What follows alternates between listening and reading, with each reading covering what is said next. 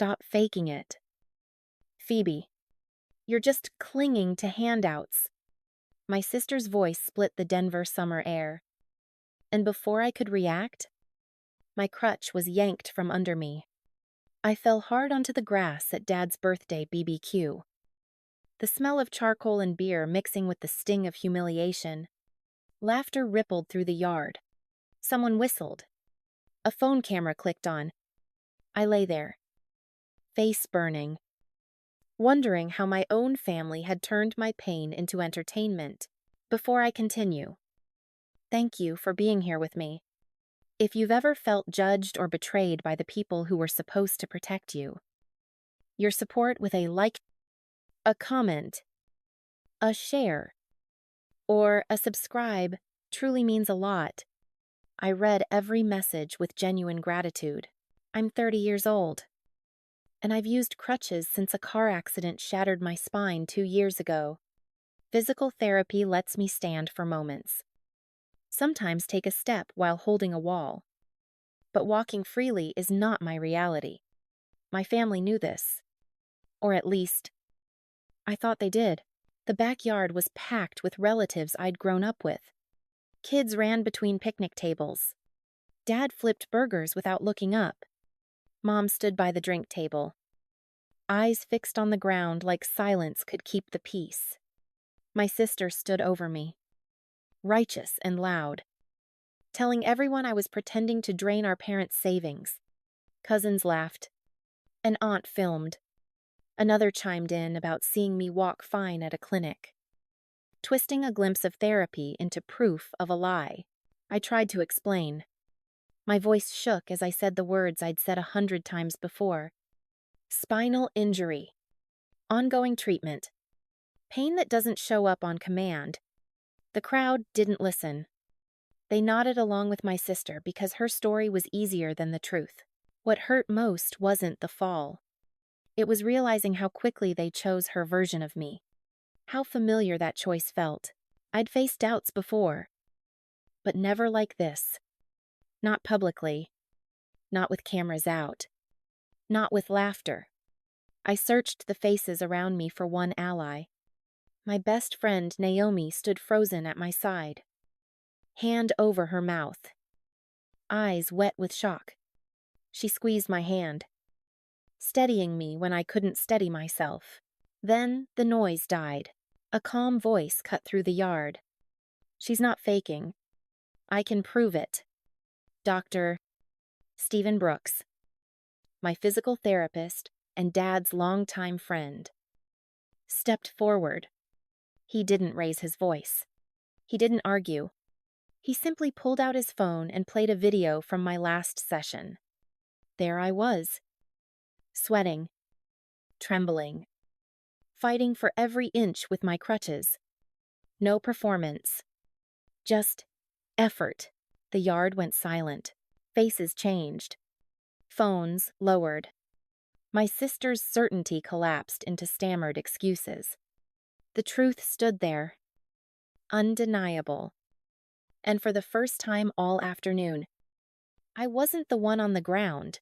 I didn't feel victorious. I felt clear. And I knew this moment would change everything. After the video ended, no one clapped. No one apologized either. The party didn't resume so much as dissolve. Conversations broke into whispers. Dad turned the burgers again. A little too hard. Like smoke could erase what just happened. Mom pressed napkins together, eyes shining but silent. My sister stepped back, cheeks flushed, muttering that she was just being honest. Honest felt like a blade. Naomi helped me up and found my crutch where it had landed near the fence. My hands shook as I took it back. Doctor, Brooks nodded at me once. Respectful. Then excused himself. He hadn't come to fight for me. He'd come to state a fact. That mattered. We left early. In the car. Naomi drove while I stared out the window. The city sliding by in quiet fragments. I'm sorry, she said. I should have said something sooner. You did, I replied. You stayed. That night, messages trickled in. A cousin texted a half apology wrapped in confusion. An aunt sent a heart emoji and nothing else. Dad called once and hung up before it went to voicemail. Mom left a message saying she wished things had gone differently. No one said the words I needed to hear. I didn't sleep. I replayed the fall, the laughter, the way my sister's certainty spread, like permission. It wasn't new. It was familiar. Growing up, she'd always been the loud one. I was the dependable one. When I studied late, she practiced speeches. When I asked for help, she asked for attention. After the accident, the roles hardened. She said I was milking it. My parents said she was stressed. I learned to shrink to keep peace. The next morning, I opened my calendar and canceled the weekly check-in I'd kept with my parents out of habit. I emailed my sister one sentence: "Do not contact me until you can acknowledge what you did." She replied immediately, "You embarrassed me." I didn't answer. Instead, I called my case manager and asked about independent housing support. I updated my emergency contacts. I asked my lawyer friend about documenting harassment. None of it felt dramatic. It felt overdue. When Mom finally called, I picked up. "Are you okay?" she asked. "I fell," I said. "You watched." She inhaled sharply. I didn't know what to do. "I do," I replied. "I'm setting boundaries." Silence stretched. Heavy and unfamiliar. "Your sister didn't mean I'm not discussing her intentions." I said, "I'm discussing my safety." Another pause. "What does that mean?" "It means I won't attend events where I'm questioned or mocked."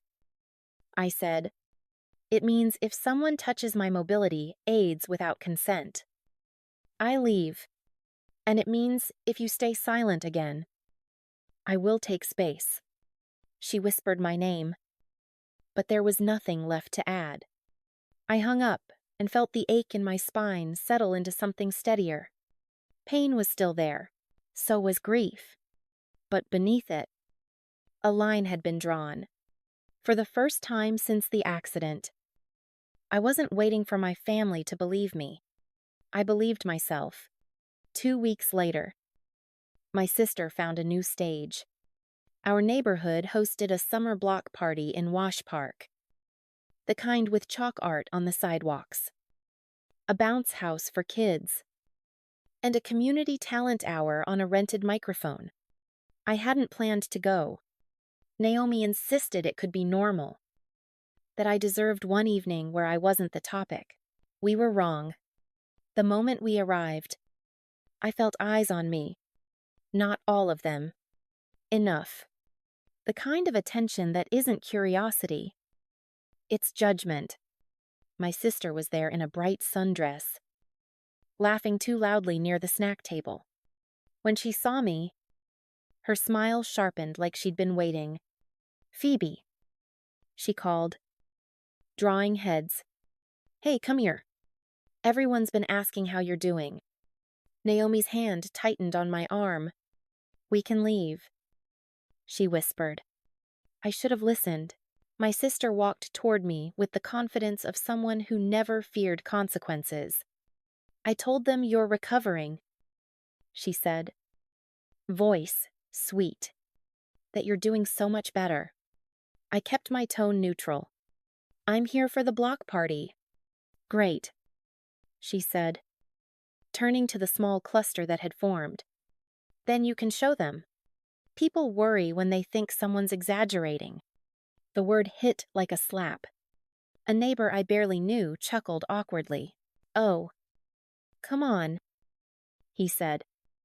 "It's probably just misunderstanding." My sister tilted her head. "Exactly," she replied. "So let's clear it up." She reached for my crutch. I stepped back. "Don't," I said. She laughed. Relax. I'm helping. Her fingers closed around the handle anyway, and she pulled it just far enough to force my weight onto my bad side. The sidewalk edge caught my shoe. Pain shot up my spine like lightning. A couple of teenagers nearby lifted their phones. My breath came sharp. Stop. I said again. Louder. My sister's eyes glittered. Walk without it, she demanded, as if she were doing a science experiment. Just for a second. Prove me wrong. The crowd went quiet. Not because they cared, but because silence is what people do when they want the show to continue. I looked at faces I'd nodded at for years. People who took my packages when I traveled. People who waved at my mailbox, and now they stood there watching, waiting to see if I would perform my pain convincingly enough to earn basic respect. My throat tightened. My skin burned. I tried to step forward anyway. One step. That's all. The same battle I fought in therapy. Except therapy had walls to hold and professionals who understood trembling wasn't acting. My knee buckled. I caught myself on Naomi's shoulder. Humiliated all over again. Someone whispered. Maybe she is faking. That whisper cracked something inside me. Not because it was loud, but because it was familiar. It sounded like my childhood. Like every time my sister said I was dramatic and my parents said she didn't mean it. Like every time I swallowed anger so the family could keep smiling. Naomi's voice cut in. Fierce. What is wrong with you people? My sister shrugged, still holding my crutch like a trophy. I'm just trying to get the truth. I looked at her and felt a cold clarity. The truth was never the point. Control was. I reached out slowly and took my crutch back. My hands were steady now. I'm leaving, I said. My sister scoffed. There she goes. Playing the victim. I didn't answer. I didn't argue. I didn't try to convince anyone. I turned my chair toward the street, one careful motion at a time, and rolled away from the music. The chalk drawings. The forced laughter. Behind me. The block party continued. But it sounded different now. Like a world I wasn't obligated to belong to. I went home, locked my door, and sat in the dark living room until my breathing slowed. Then I opened my laptop and began writing a list of every incident I could remember. Dates. Witnesses. Screenshots. Not because I wanted drama, because I finally understood I needed protection. And protection starts when you stop begging to be believed. I didn't sleep much that night. But it wasn't fear keeping me awake. It was focus. By morning, the list on my laptop had grown to 3 pages. Dates. Locations. Names. Screenshots of texts my sister had sent joking about me milking the sympathy card. A voicemail where she laughed and said people were finally seeing through me. I listened to it twice. Not to hurt myself, but to be sure I wasn't minimizing anything anymore. Naomi came over with coffee and sat on the floor beside me. What are you going to do? She asked. I'm going to make this boring, I said. She blinked. Boring paperwork, I replied. Boundaries that don't depend on moods. I called a disability rights clinic and booked a consultation. I learned the words I'd never been taught to use. Interference with mobility aids. Public harassment. Reasonable accommodation. Documentation standards. The law didn't need my family to agree. It needed facts. That afternoon, I sent a single email to my parents and my sister, CCing an address I'd created just for records. I wrote plainly, do not touch my mobility aids. Do not question my medical status in public or private. Any further interference will be documented and pursued. No insults. No explanations. Just limits. The response came fast and loud. My sister called me dramatic. She said I was threatening the family. My mother wrote that I was tearing people apart. My father left a voicemail asking why I couldn't just let things go. I saved everything. 2 days later, my sister showed up at my apartment, unannounced. Naomi answered the door while I stayed back. "She's not here." Naomi said, "I know she is." My sister snapped, pushing past her. I wheeled forward into the doorway. "You need to leave," I said. She rolled her eyes. "This again." "Yes," I said. "And this time it's documented." Her smile flickered. "You wouldn't." "I already did," I replied. She looked around, suddenly aware of the quiet, of Naomi holding up her phone, of the neighbor across the hall watching. "You're unbelievable," she hissed. I pressed the button to record. "Please leave," I said again. She left, slamming the door hard enough to rattle the frame. That night, I filed a formal incident report. It felt strange, like speaking a new language, but each sentence steadied me. I wasn't asking to be liked. I was stating reality. Words spread faster than I expected. Not gossip. Boundaries have a way of doing that. People adjusted. Invitations changed. Some friends drifted. Others checked in quietly, asking what support actually looked like. My parents asked to meet. Neutral place. Coffee shop. I agreed. With conditions. They arrived tense. Defensive. "This has gone too far," my father said. "No," I replied. "It's finally gone far enough." My mother cried. "She's your sister, and I'm your daughter." I said, "I fell in front of you." You stayed silent. Silence filled the space again. But this time, it wasn't weaponized. It was exposed. "I'm not asking you to choose," I said. "I'm telling you how I will be treated." They didn't agree. Not fully. But something shifted. They nodded more than they argued. Fear had entered the room. Not of me, but of losing access to me.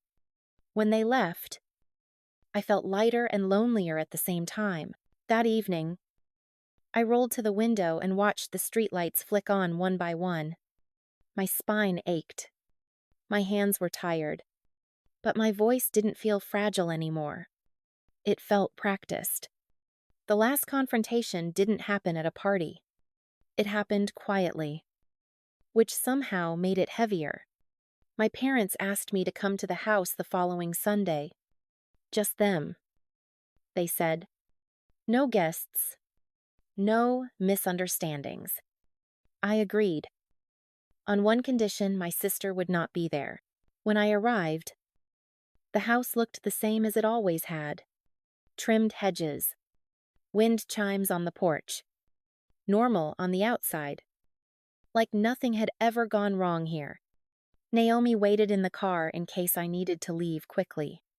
Knowing I had an exit changed everything. My parents sat at the kitchen table, hands folded. A printed copy of my email lay between them, edges creased from being handled too much. My father spoke first. "Your sister is furious," he said. "She thinks you're trying to ruin her life." I didn't raise my voice. "I'm trying to protect mine." My mother looked smaller than I remembered. She didn't understand how serious your injury was. I met her eyes. "I've been using crutches for 2 years. Silence followed. Thick and unavoidable. My father cleared his throat. "What do you want from us?" The question used to terrify me. I'd spent years wanting the right thing so they wouldn't withdraw affection.